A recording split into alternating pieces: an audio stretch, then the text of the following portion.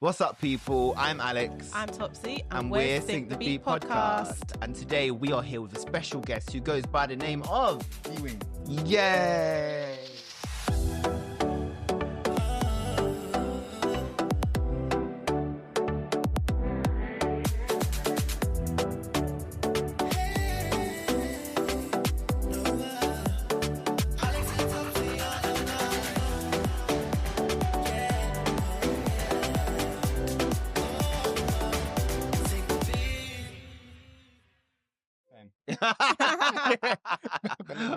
Honestly, man. That should be the cover photo. I'm taking photos like that.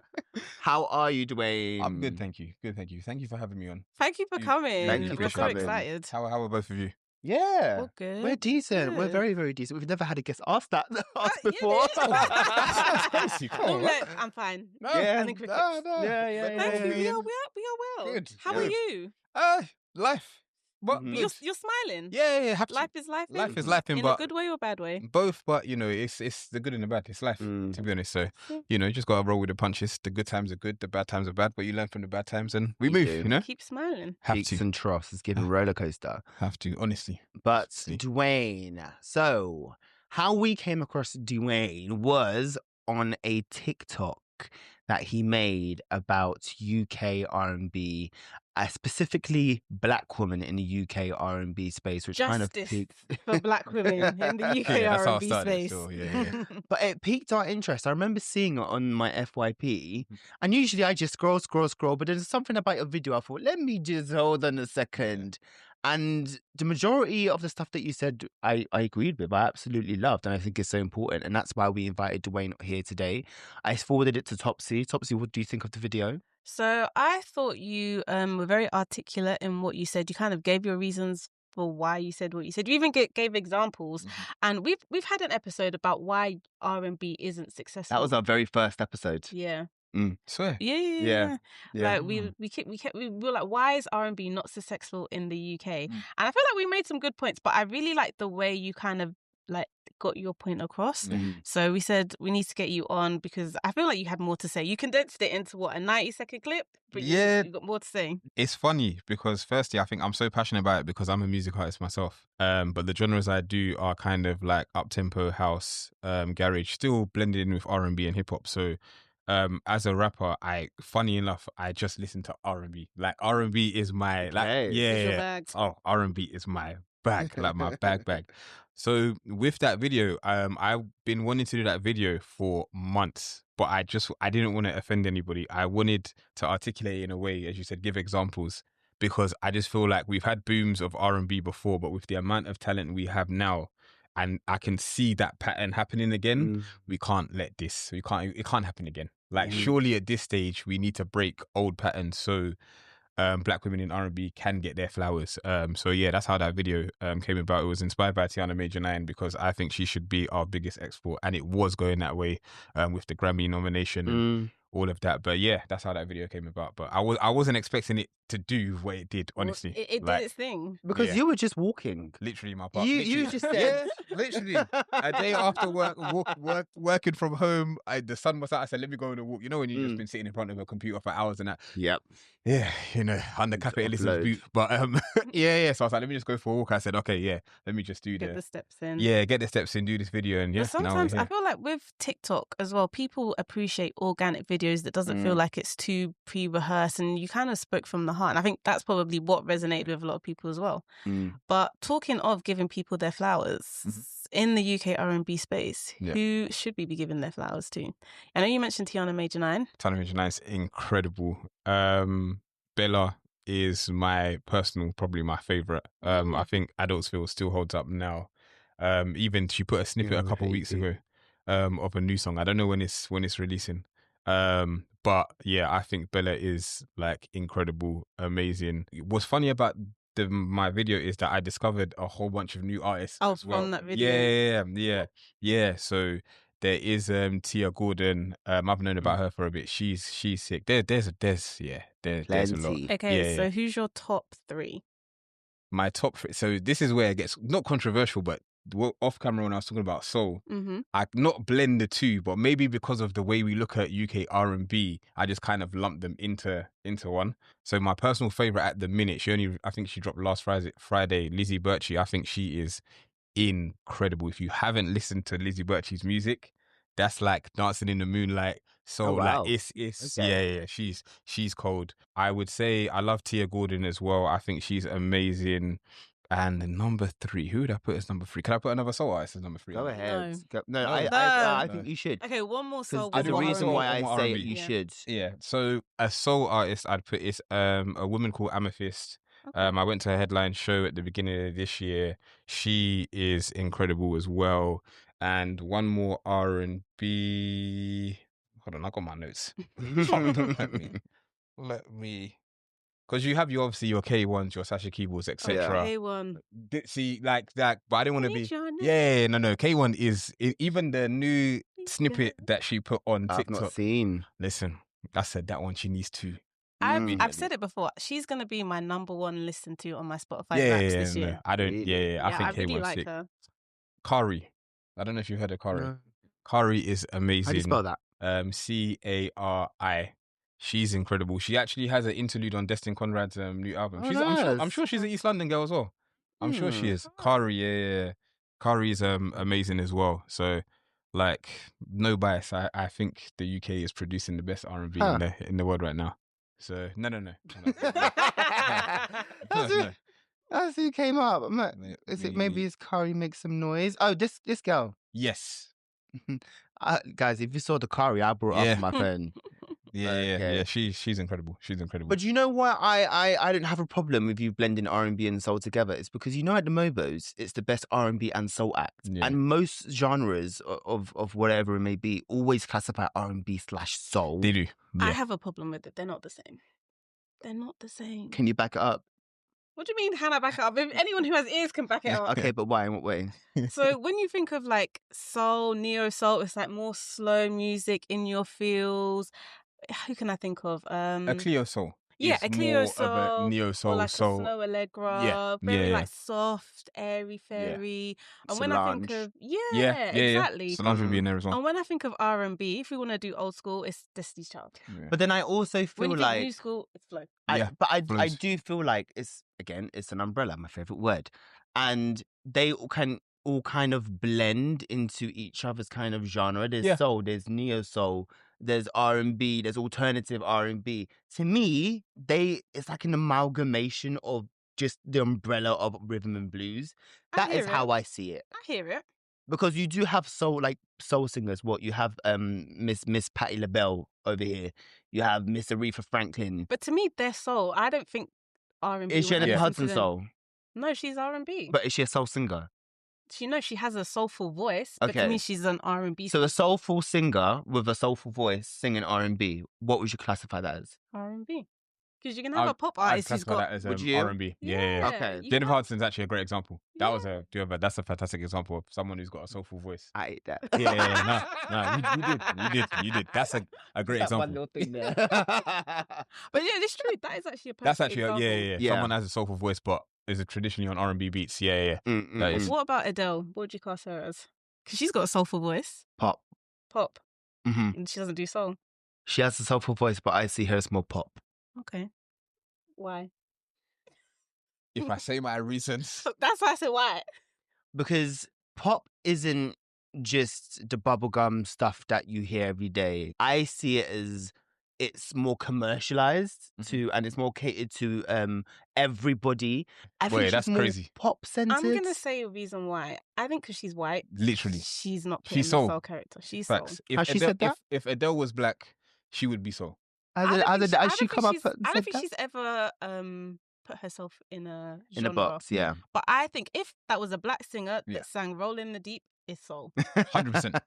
100%. Yes. Yeah. No. Fair enough. Let me even have a look There's at a fire. Pop, soul, blues, jazz, R&B. I can. Pop, soul. If I didn't know soul. Adele was white, I would think she was black. Pop soul. Okay, well, like Olivia Dean. Do you guys know who Olivia Dean is? I know who Olivia Dean is. I would say that's pop though. Pop soul. Yeah, pop soul. But I say Olivia Dean, sorry, is more poppy. I do think the Adele thing is because she's white. I think, yeah, she was a black woman, it would go under just so. Yeah. But do you think because she's white, it was more, because you said her music's more for everybody. Do you feel like it's because of her skin color? Like if a black person was Adele, sang exactly the same songs, would it be for everybody? I don't think people who aren't black would listen to her, or I don't think she'll be marketed the same. I don't think she'll be as big. So I don't think people will even classify that as soul. And I keep saying there's a black artist who we saw, Rachel Chinariri. Oh, I love Rachel. Love awful Rachel. Down. So Alex has been talking about her for the longest time. And Rachel I'm new to her. Yeah. But she's really good, She's really cold. good singer. Loyal fan base. Yeah. Like the fans love her. Love her down. But she's not R&B. No, she is an R&B. She went on a rant, as we've spoken about on Twitter, saying like, stop putting me in the R&B category. Yeah. She's more indie. Yeah, she's more indie. Indie pop, rock. And it's only now where she's kind of solidified herself as that's where people know her for that. And other communities that aren't black know her for that. Yeah. So what? I mean, I think her single "All I Ever Asked" has now broken to the top 100 in the charts 3 years after its debut, which is brilliant. Yeah. She's released an EP. Can we talk about Isaac? Yeah. And now people know her for that. Yeah. If she was white, that will be a different story. I think she'll be so much more bigger, but she's still trying to break down these walls. So I think we should actually just dive into that, actually. So yeah, this is the crux of my video, was the fact that every time it seems that I'm seeing UK black women being signed is not the issue, but it's like they're just being snatched for their talent. But now when it comes to breaking that glass ceiling to now maybe do Brixton Academy before you get to like the arena stage, there always seems to be like a mismanagement or misrepresentation, because now we just have to keep it 100 like within the music industry. It is definitely racism, but when it comes to the systematic thing, they just don't see us as marketable. Just like how you made that example with Adele. So now if I am Bella or if I'm a Tiana Major 9, if I want to break through, yes, I can work hard, but I don't know if I'm going to get the same budgets as a non-black woman within this space. And that's my crux to it. Like I used the example of Ray BLK on my video, please. because Let's talk about her I remember now. for me, that Dirt EP was at the time phenomenal, great work. But it's like, I think she signed to Def Jam, and they tried to market it in America, and there was a mismatch, and that just goes to the whole, okay, who is also behind management, production team, branding team, market? Why is it so hard for you to market black women? Because when it comes to teething and white and whitewashing it, there's no issue. There's no issue. But I just don't see how we're always here. We're always here. We get to a point where they're about to go, like they should go, and then there's something happens. Ray BLK should have been one of the biggest UK exports. And I don't know why she wasn't. I mean, she was the first unsigned artist to win BBC Sound of 2017. Yeah. Then she signed to Island Records and she released an album called Access Denied, which charted at number 51. Which is still a great album anyway. And I think it charted decently, but should have been in the top 40. My thing about Ray BLK is she's been making hits for years. She's been on the scene for years. In my opinion, the best place that she's ever marketed herself, and I hope one of you guys have seen the show. Have you heard of Champion? Yeah. BBC, do you watch it? I watched it. No, I don't watch TV. I don't you watch need TV. to watch Champion. I only watch Netflix and Amazon Prime. It's on BBC. Oh, yeah. I think I think it's on Netflix. I don't watch. It should be on Netflix. It's on Netflix. Yeah. You'll enjoy it. Netflix, Yeah. Champion was good. Champion was very, very good. And I think it showcased Ray BLK as a writer. Yeah. As obviously she played that character Honey, and she wasn't the best character.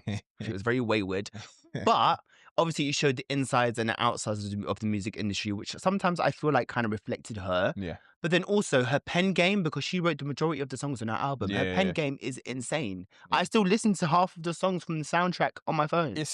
Oh, is this like the British Empire? Yeah, pretty much. Okay. Yeah. There's no more season 2. The writer said no more. Yeah, which is rude. Yeah.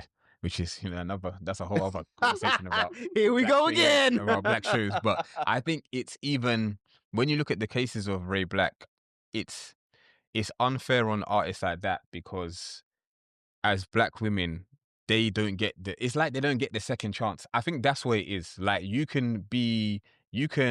things can't align, that's cool, but will they be given another budget or another chance? Mm-hmm. Often or not really. And that was my point. It's like, it's cool that we have all of these other artists that are coming in, etc. I'm not saying to take away from them, but when it comes to the women that built this, like, brick by brick, it seems like it's one shot and then that's it. Because Ray BLK now, to get that momentum back again, it's hard. You need people behind you. You need the budget. You need marketing. You need to be on these playlists, etc. So it's like, she's not given a chance to rebrand herself. That's the hard truth of it. Like, black women aren't given that second chance. Once it's done, I don't know if people, unless there's someone at a label or management that's gonna, because I'm looking at, I don't know if she's signed now, but no, it's not R&B, but pop. When I look at what Bree Runway was doing, I think from what I hear, her A&R had left the label, and people on the outside don't really see that. When the A&R that brings you in leaves, she was shelved. You can be shelved because the new one doesn't have the plans, and it's like, okay,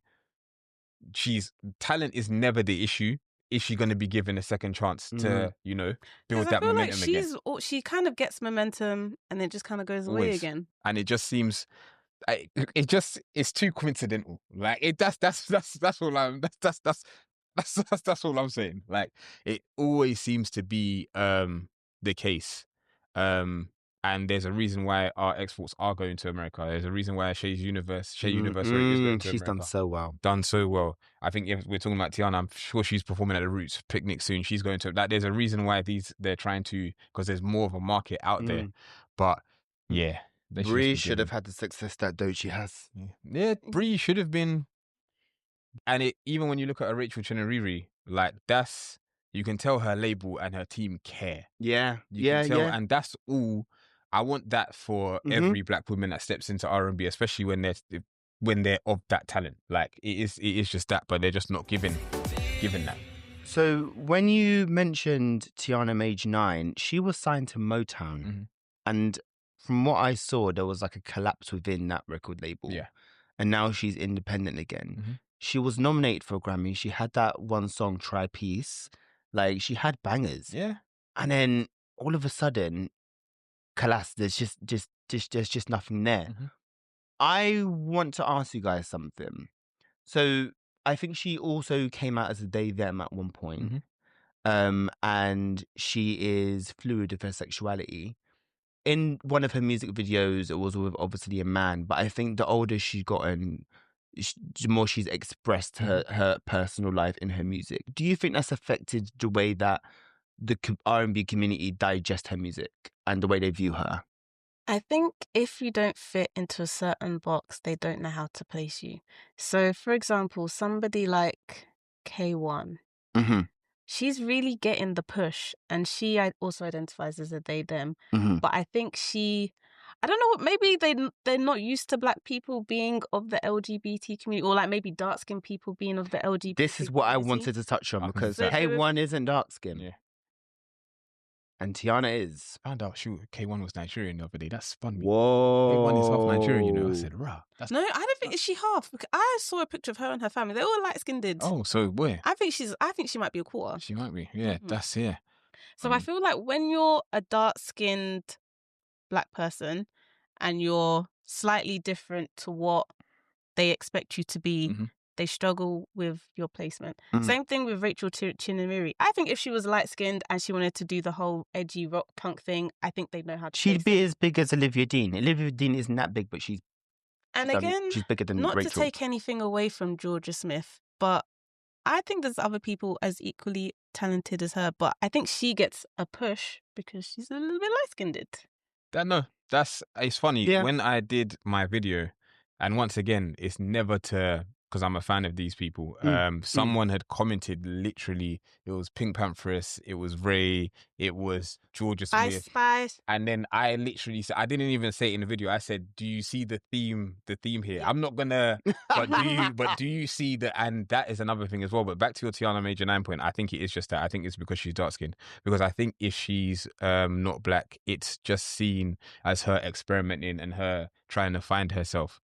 But because of just the system and society and the way we see black people and the way we see black women, they are just not given that space to evolve or And change rebrand. or rebrand, honestly. And that's my thing. Like, as you said, you need to fit in this space here. Either we hypersexualize you, or we don't know, or we don't know what we're doing with you. And if we don't know what we're doing with you, you have to fend for yourself. And if you get a hit and if you get traction, then we'll fund you. But yeah, I definitely think it is because they don't know what to do. To be fair. Well, I kind of want to touch on the Brit Awards. We've touched on it a bit before, but I think the Brit Awards is a window to how the UK see R&B. Yeah. So nominated at the best R&B as the best R&B act this year was Ray, Cleo Sol, Flo, Georgia Smith, and Michael Kiwanuka. Michael Kiwanuka's he's nominated every year. Yeah. But then obviously at the Mobile Awards, it's even more diverse with people that you wouldn't even have heard of, like obviously like Tiana Major 9 or Bella or Manilia or all of those. But at this year, who won? Instead of Flo winning, who I should have felt won, I don't know why Georgia Smith was nominated in this category because she doesn't, to my opinion, she's not R&B. No. She isn't. So can we clear that up? Cleo Sol, yeah, she's soul. She is on the line of that. Michael Kiwanuka, I don't know about R&B. Not R&B. No, not at all. So this is how the UK view us. Obviously, who won? Ray. Again, don't get twisted. Love Ray down. Love Ray. Brilliant Ghanaian queen. We love her. But R&B? Yeah.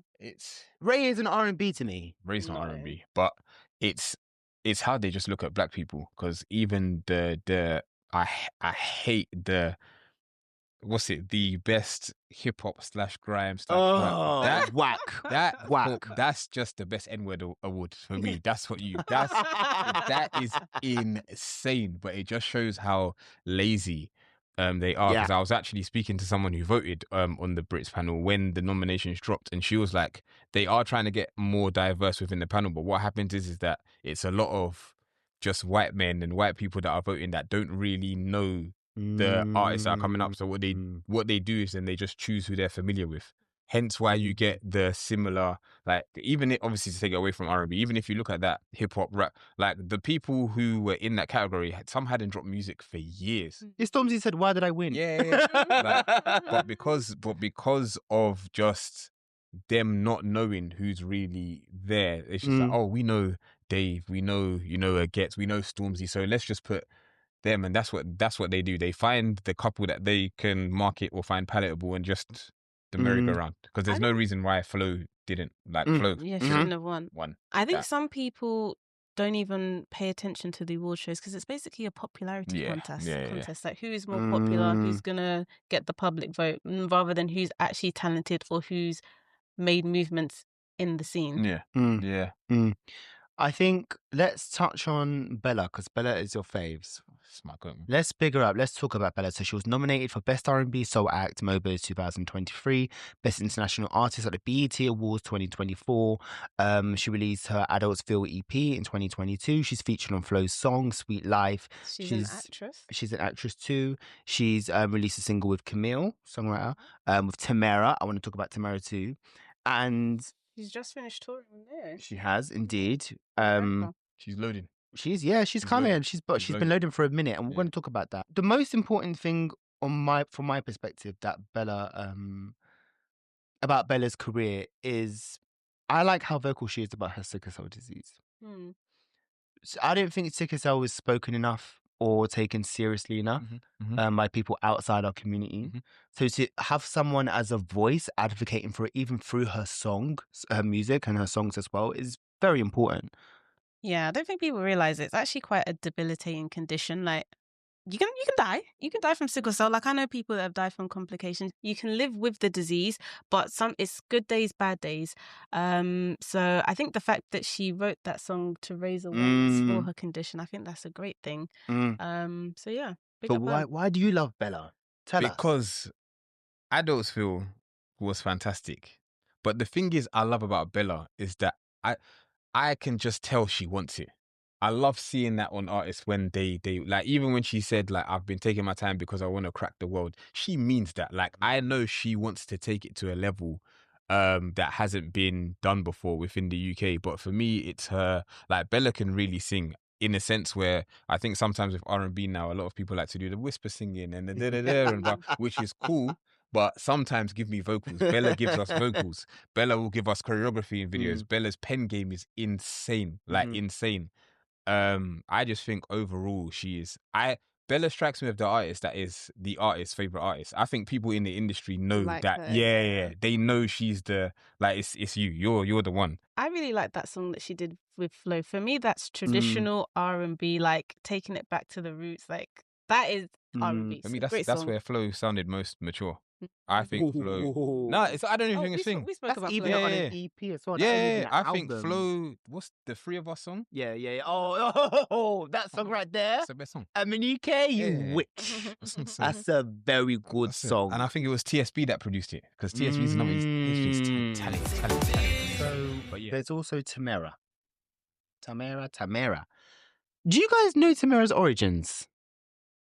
ironically, no, but she comes from my town. Okay. Tamera is a Gravesend girl. Yeah. She's a Gravesend girl. She's been singing for as long as I can remember.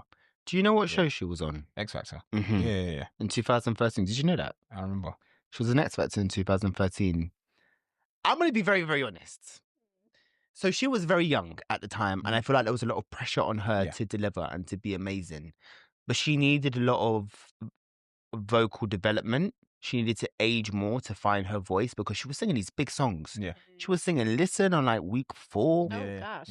And it wasn't the best. Yeah.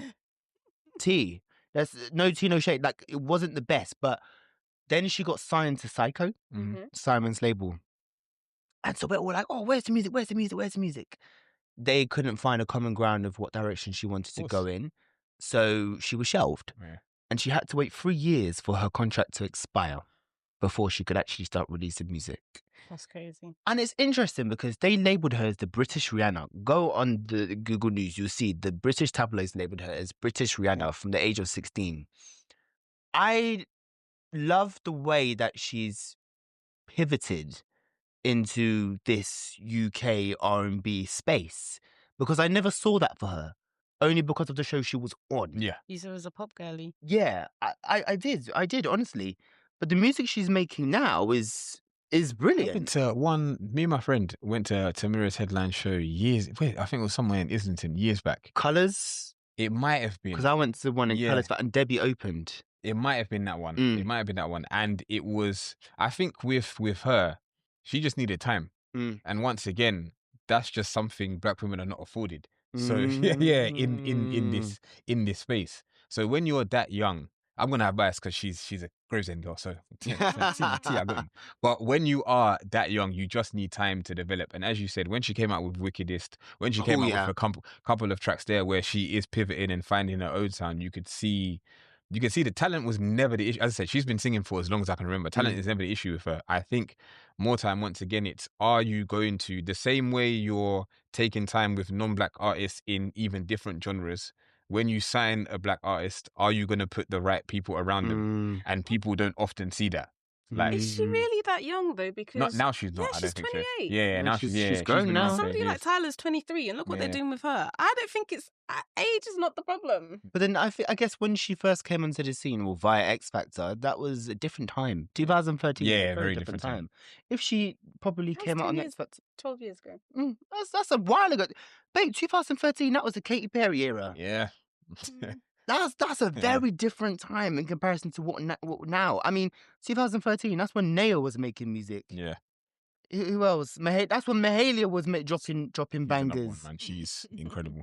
Do you know what I mean? So I think that's a very different time. Fair. Now, I think with hindsight, she probably looks at that as a blessing. In the moment, that was probably not, because it's the same with Ray's story as well being shelved. But it's like you can use that energy and use that just time, and clearly she did, because the music she released after was of quality. So yeah, you just gotta give people time to develop. Like, we just don't. You said what Rachel's song charted 3 years after her label have given her time, the space. Open up for Louis Capaldi, open up for, I think, Harry Styles, like her Louis Tomlinson. Like, her label have identified. Okay, so now Sabrina Carpenter. Huge. We need to put you on this stage. I think she does a thing where she like sends out journals to her fans and whatnot. Like that, you can tell the team cares, and I wish people could get that treatment. But I love that for Rachel. I was gonna say there is somebody I think that they are developing. Our good sister Tiana. I think they're really taking time with her. Do you know who Tiana is? She's the number one. The Riff Queen. Yeah, she can sing. Actually, she can sing. She can sing, and I think Tiana is another one where if they get the right team around her, because she just had, like, I remember, I think she did an interview, I think with Relic, and she like brought a dog in, and I was like, yeah, this is pop star. I like it. This is Ayana's always been that. Yeah, she's been that. We used to go camping with her. She's always been like, that's good. Were you there the year that me and her sang at the camp concert? No, that's. What did we sing? We sang what did we sing? It wasn't Russian Roulette. It was a song that we sang, and we did it 2-part harmony. From then, when she was belting, I said, yeah, just gonna be a star. Yeah. Let me just take myself back. Yeah. No, she's cold. Like, and she needs to keep that. Yeah. Keep that. And then people are gonna say, oh man, she might be bougie or whatnot, because once again, those stereotypes but nah, that. What's wrong with that though? Nothing. Like, that's what annoys me. Like, how are we supposed to be? How are black women supposed to be? Oh, I'm not so. I don't know how to.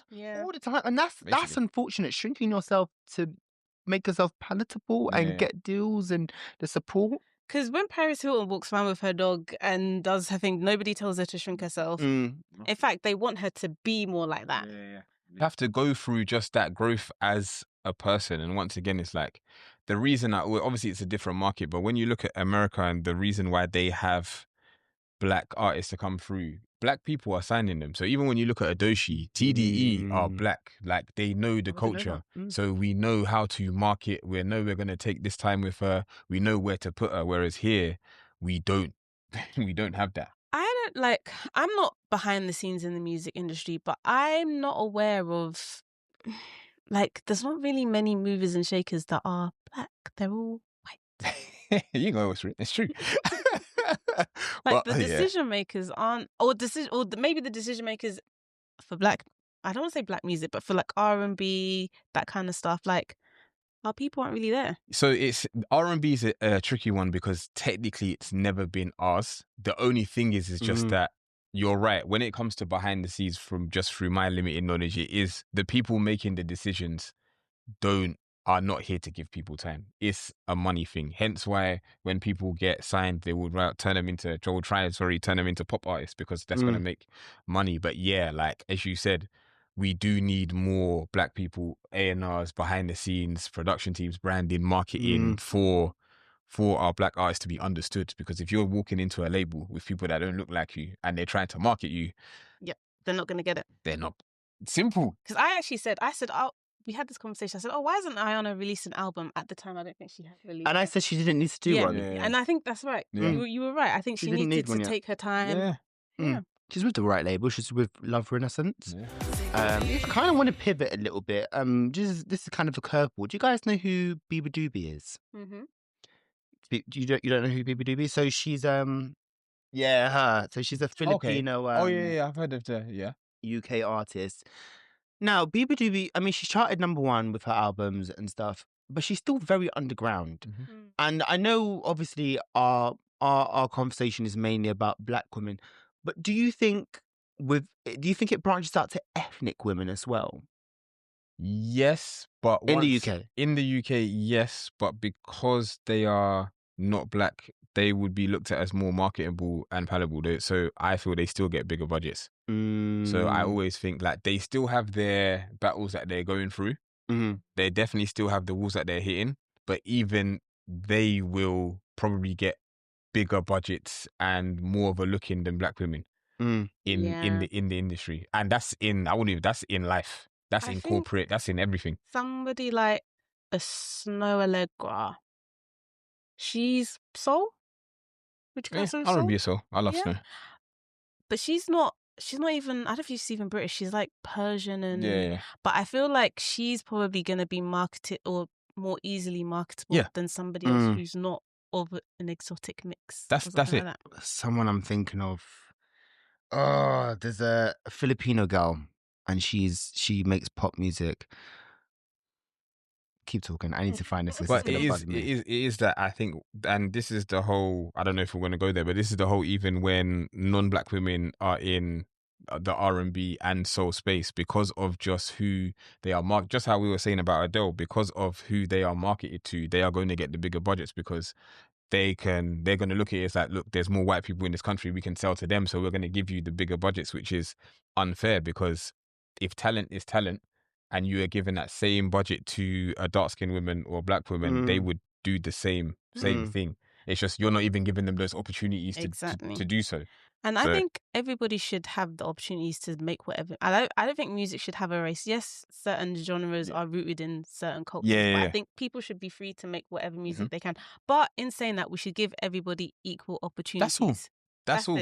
That's it. It's never to discount people, because at the end of the day, like with R&B, and because we're talking about black women, if you're a woman in this industry, we know the battles and the pitfalls of this male. So we can never take away that from you. But then on top of that, now if you're a black woman, that's another thing. Now if you're a dark-skinned woman in this industry, god damn, like we don't want our black women to be fighting for their lives every day. So yeah, like it is that, like, music should be music. You should be able to do music because that's a spiritual thing. But at the end of the day, it's a calling. like, yeah, it's a calling. But at the end of the day, as you said, just equal opportunity. Like, yeah. So I remember who I was talking about. There's two people. I agree with everything you guys just said. So there's two people. Griff. So Griff is a pop star. Yeah. Okay. And she released an album. But I've always felt like the UK didn't want to take to an Asian woman trying to dominate UK pop, and they were pushing her. She hosted I think like something to do with the Brits with Nick Grimshaw. They were pushing her in our screens, but it just didn't really stick. Yeah. Then there's also Joy Crooks. Yeah. Who's also is she Asian? She's Bangladeshi. Yeah, Bangladesh. Yeah. She's But then what happened there? Because she's R&B. I would say she's sort of yeah. alternative R&B. Yeah, she is. Oh, she's a very pretty girl. She's good looking. This is the whole thing about. So there's so her and I think her name is Tyler Williams. Let me get her name correct. Yes, she was on Little Mix Dessert. Yes, exactly.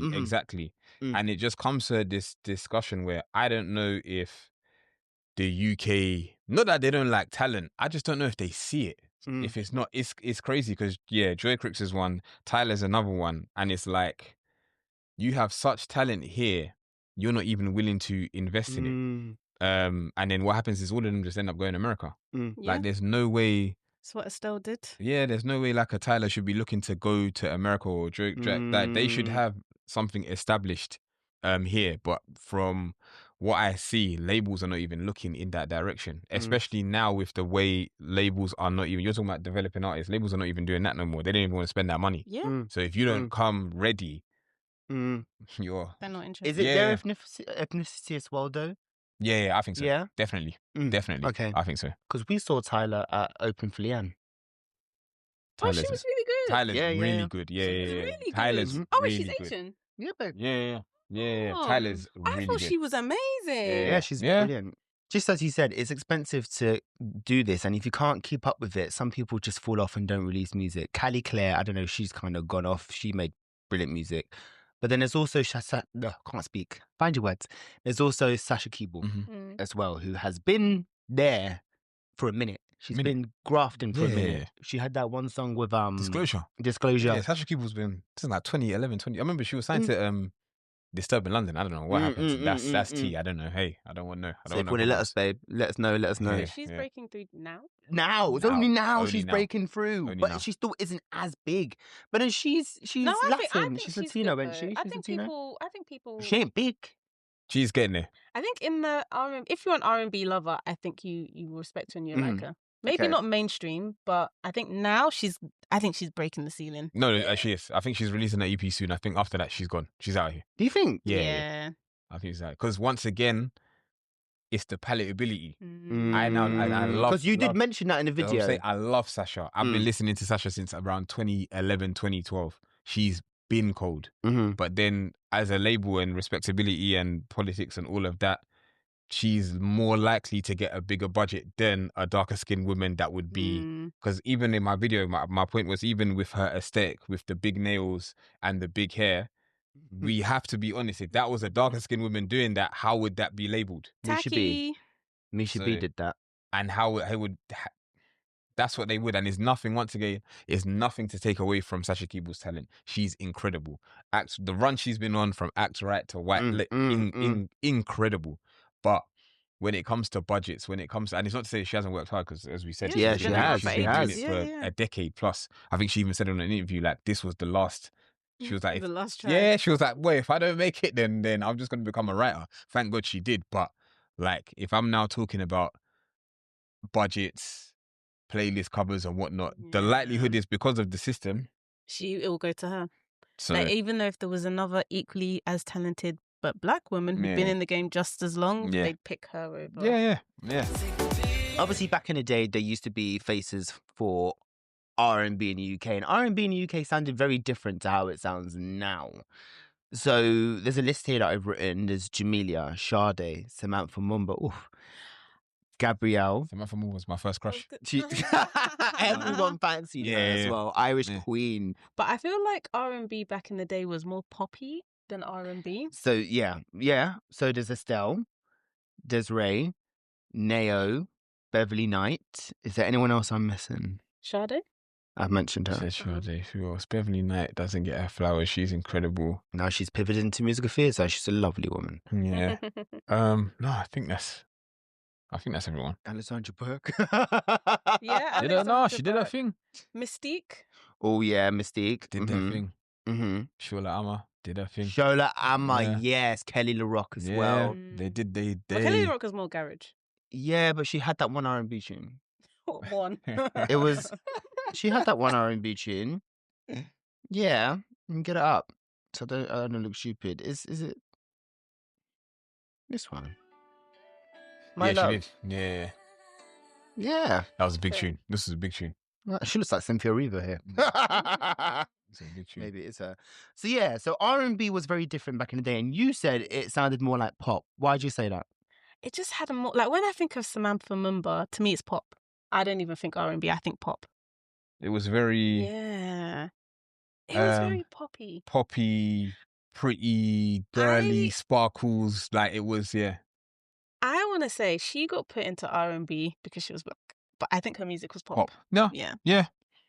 I don't think we really had... I think Estelle's out of that list, and maybe Sade's more soul, but I think Estelle's probably the only one from that list that I would say is R&B. I think the others were probably a bit more... Jamelia. She's pop. Thank you. Pop. You broke my world, made me strong. Yeah. Thank you. That's so R&B tinge. Come on. But she was one of the ones that blended it. It was a combination. Yeah. But it goes back to your point about it sounding more... I don't know the word for it, but it did sound just more poppy, more bright, more palatable. Yeah. But it was still Jamelia had, because did she say Superstar was written for Britney Spears? It wasn't written for her. Yeah. Which when you listen to it makes sense it makes sense with how poppy. I think it was just the era though. Yeah. No, because Gabrielle's song. Yeah, I think it was just UK. Gabrielle, we just didn't know what R&B was. Yeah. Dreams to come true.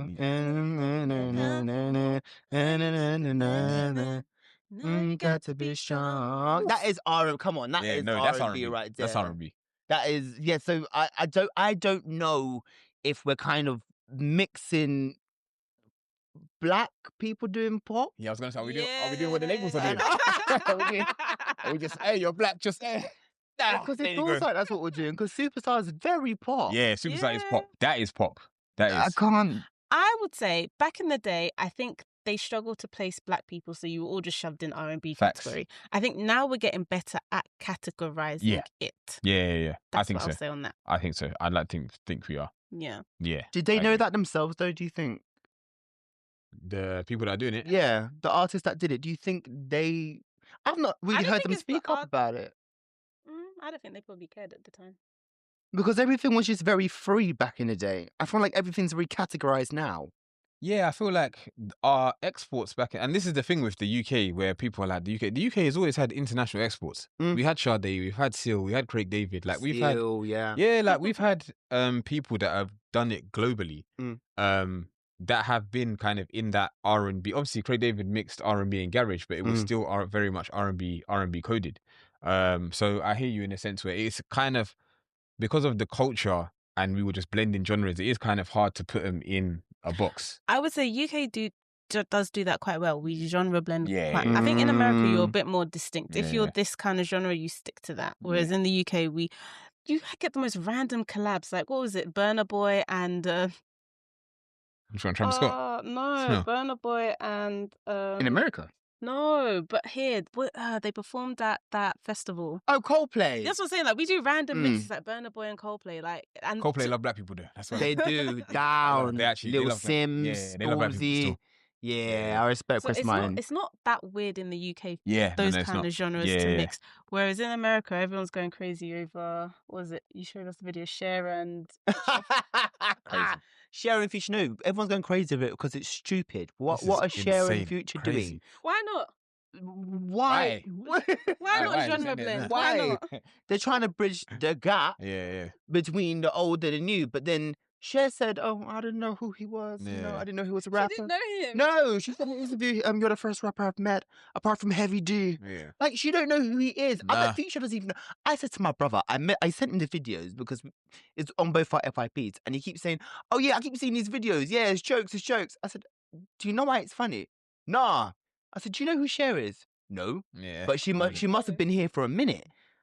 Are you okay? Yeah. Do you know who this woman is? If you listen to Future, you think Future originated autotune or T-Pain? No, it was Cher. Yeah. Cher was the first person to use autotune on Believe. So yeah, it's true. She was the first person. She was the pioneer. Yeah. So all you fake rappers and stuff, all you young niggas. That's mother. Yeah, that's mother to you. That's mother. Come on, God, but that song is crazy. Yeah. Absolutely crazy. Just a lack of talent coming through. Yeah. I want to mention an artist. I don't know too much about her, but I just really liked her song. She is called Leah Music. So I think. Oh yeah, I know Leah. Yeah, Leah's the Future. So Leah Music. So she came up randomly on my Spotify. So she released this song called "Life After Love," and it samples "Take That, Rule the World." Yeah. I Ooh, loved what she did with that sample. It was amazing. Her voice is sick, and then she has another song, "Seems to Be." That's all. She R&B. I think so. Yeah. So there's two. The other one is not really. She experiments, but Leah I've been following for a while. Leah and younger Fina, I think them two, yeah. Because they're young as well. Them two, yeah, they got it. They've got the it factor. Yeah. They look good. They sound great. I don't know too much about. I don't know her history, but I'm watching. Yeah, I'm watching you, girl. Yeah. No. Yeah, Leah Music is been called. She's been called, and she's young as well. Yeah. So imagine now, young. Yeah, development and all of that. Yeah, her and younger Fina, they're too. Even them just two. Now, her vocals are so good. Yeah, crisp. She can sing. Once again, she can sing. Yeah. There's something about black women singing pop that gets me. Yeah. It means more. It has more gravitas. Yeah. And the texture just adds more life to the song because, take that. Listen, Rule the World, take that. You guys did your thing there. Brilliant song. Hate that. But hearing a black woman sing it just I don't know, it sounds a bit more emotive, more more emotional. Yeah. I can see us not singing it at Wireless, like nah, she's cold because I've been following her for a minute, and even her, you can tell they're taking their time to develop her. Let her develop, rebrand, and then you're just gonna go through life and adult stuff, so that as well, it's gonna add to the music, all of that. So I think we should end on all three of us having our one pick and pitch as to your favorite kind of R&B / soul artist and why we should listen to them. Okay. Yeah. Do you guys want to get your Okay, I'm gonna say Menenia. Okay. So For me, I don't like this new age, neo soul crap that y'all listen to. I like. Oh, not too Damn. much on that. Not too much on that. Damn. I like my authentic. That's heavy. Rough and ready R&B. So for me, her song "Say Yeah," perfect. Love it. Great. To me, that's the epitome of R&B. So she was also on the Girlfriend remix with Tiana and Samira. The London Girl mix. Love that as well. So for me, I think she's what R&B is, UK R&B. I like it. Listen. We need more of that. Collaborate, girls. Yeah. Let's collaborate. Let's build together. That was a good collab. Instead of pitting each other against each other, how about we work together? And that's exactly what they did, which is brilliant. And I was sad that we didn't get to see her. You know, last year we went to the New Wave shows and we went to Ayana's one, but she was also a headliner on a different week. Oh, was she? Was she the following week? Yeah, I was back to tour. I was back on tour. We didn't go. But next time I would have loved to have gone. But I know somebody who went and they said she shut it down. So I think she's a good performer. Okay, Dwayne. I kind of have two, but I've got one. Go ahead. You can do both. Okay, so I've mentioned her before, but this is more so. Lizzie Birchie, she released an EP last Friday called Night Shift. She has a song on there called Dance in Your Arms. It's incredible. Like, soulful. It's just warm. That's the, yeah. Her EP is something you turn on when you're with the love of your life on at like 10 p.m. after a bottle of like rosé or something. That's Wait, is that what you're? that's the... No, wait, is that what you're getting down and dirty to, or is in you're just you're into each other's gazing into each other's eye, and then you're gonna make sweet love. That's that. Lizzie Birchie, yeah, that's her. And then the other one, which will definitely be in my most played songs this year, is another. She's more soul, but Amethyst, like spelled like the crystal. She has an EP that she released last year called Daydreaming. She has a song called Loving Is a Crime. Mwah, French kiss. She's only got 2K monthly followers. Yeah, crazy. Yeah, and she is cold. I'm sure she's gonna drop soon, but she has a song called Loving Is a Crime. Yeah, soulful. I don't know. Like she's incredible. So them two, those will be my two. And Alex, who would you pick? So I'm going for a soul singer. I'm joking. I will rip that bandana off your heads. Put some more respect on our black girls' names, no matter the genre. I'm going to big up my girl, Michelle. Have y'all heard of Michelle? Yeah. Home girl, Michelle. Listen, I think I met in 2016. We were both doing a live performance. Her and her guitar and that voice, nuts. And she signed to Fam, who her manager discovered her when she was busking. She's just released her debut album called Good Day. I need to listen to it. Oh, what a gorgeous body of work. I can imagine. It's her. Yeah, no, I sure, yeah.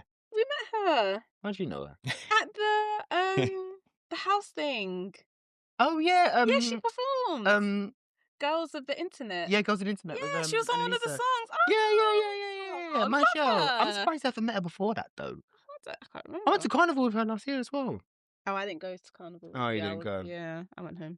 But Michelle, her voice. I love that. Her voice is just solid. It's solid. She's it's good. She's bulletproof. You can't touch her. Yeah. And I think she's really honed into her skill and her vocals and her sound as well.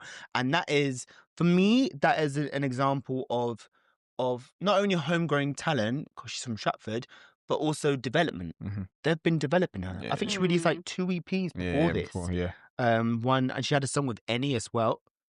Any. That's another one. What we doing?